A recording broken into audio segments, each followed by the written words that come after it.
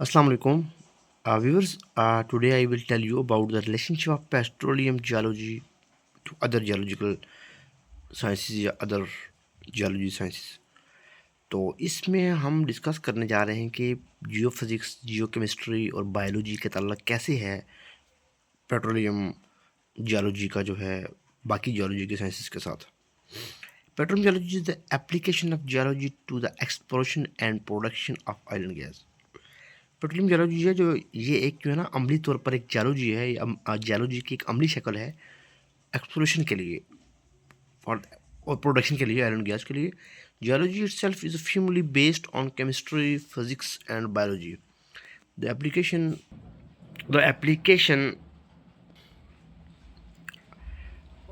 Of chemistry मतलब geology itself is firmly based on chemistry, physics and biology.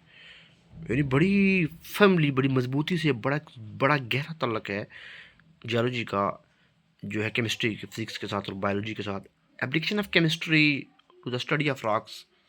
Jio chemistry has many types in petroleum geology. मतलब हम कैसे argument करेंगे जियो chemistry के हवाले से कि ये detail knowledge of mineralogy of reservoir is essential for accurate interpretation of geophysical well logs and through reservoirs. जो हमारे वेल लॉग्स हैं, हम रिजर्वायर्स की उस अंदाज़ा लगाते हैं, उसका अपने एक्यूरेट इंटरप्रिटेशन करते हैं.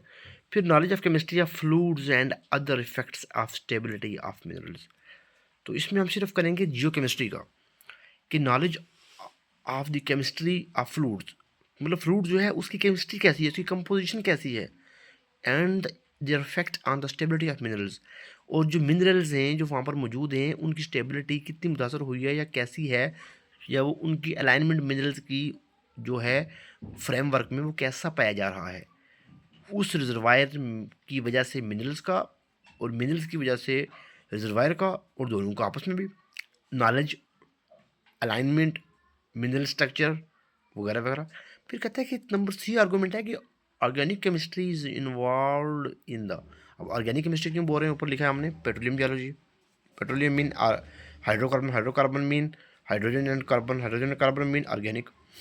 तो मतलब इसमें आगे थ्योरीज भी हैं एरोबिक और एनारोबिक, लेकिन अब फिलहाल ये हम इसको फोकस करते हैं जियो केमिस्ट्री को. सी नॉलेज में वो कहता है, सी आर्गूमेंट में ऑर्गेनिक केमिस्ट्री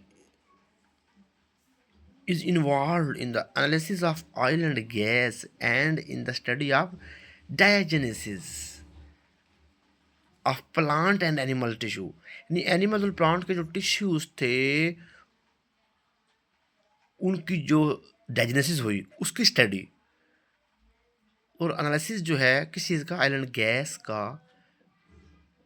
इस डाइजेनेसिस की स्टडी में कैसे हुआ, वो माइक्रो, वो क्या कहते हैं आप उसको, बैक्टीरियल एक्टिविटी, और वो जो फंगस था हमारा या कोई हमारे फॉसिल्स थे, animal dead remains of animal and plants थे और एनिमल्स थे, प्लेंटोलॉजी, पलियोजोलॉजी वगैरह के मुताबिक हम चीज़ों को देखें, उनकी बरियल एक्टिविटी, उनकी बरियल हिस्ट्री, उनका टाइम फ्रेम रिकॉर्ड, उनका प्रेशर और टेम्परेचर, उनका ओवर बर्डन ऑफ रॉक्स, उनका मुख्तलिफ स्टेटस के अंदर मौजूद होना, मुख्तलिफ इन्वायरमेंटल कंडीशंस के थ्रू गुजरना, उसके बाद उनका कन्वर्ट होना प्लांट्स और एनिमल्स के टिश्यू का, इसको डाइजेनेसिस बोलते हैं, देन कैलोजिन में.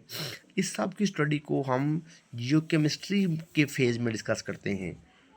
और जियो केमिस्ट्री को मैं मज़ीद एक्सपेंड करूँगा ना कि जियो केमिस्ट्री में पाकिस्तान में काम कहाँ हो रहा है, हाइड्रोकार्बन के अंदर जियो केमिस्ट्री का सेगमेंट क्या है, OGDCL के अंदर जियो केमिस्ट्री को आप कैसे देखते हैं, PPL वाले जियो केमिस्ट्री की स्टडीज़ कैसे करते हैं, लॉग्स, हम वेल लॉग्स के थ्रू जियो केमिकल स्टडीज़ अपनी कैसे करते हैं, फिर जियो केमिस्ट्री वाले अपनी स्पेशलाइजेशन में क्या करते हैं, फिर जियो केमिस्ट्री में हम रॉक की पेट्रोग्राफी, जो पेट्रोलॉजी या मतलब रॉक्स की स्टडी, मिनरल्स की स्टडीज़, इसको हम इन डेप्थ अगर हम अपने रिजर्वायर कैरेक्टराइजेशन के साथ मिलाएं, रिजर्वायर मैच्योरेशन, रिजर्वायर स्ट्रीम अपना मैकेनिक्स के साथ, अपना सेकेंडरी पोरोसिटी और सेकेंडरी पोरोसिटी के साथ, माइग्रेशन और उनके चीज़ों के साथ, अब जब हम मुख्तलिफ ज्योमेट्री को जब हम मिलाएं तो हमें समझ आएगी कि कितना बड़ा रोल होता है इस जियो केमिस्ट्री का पेट्रोलियम जियोलॉजी के अंदर.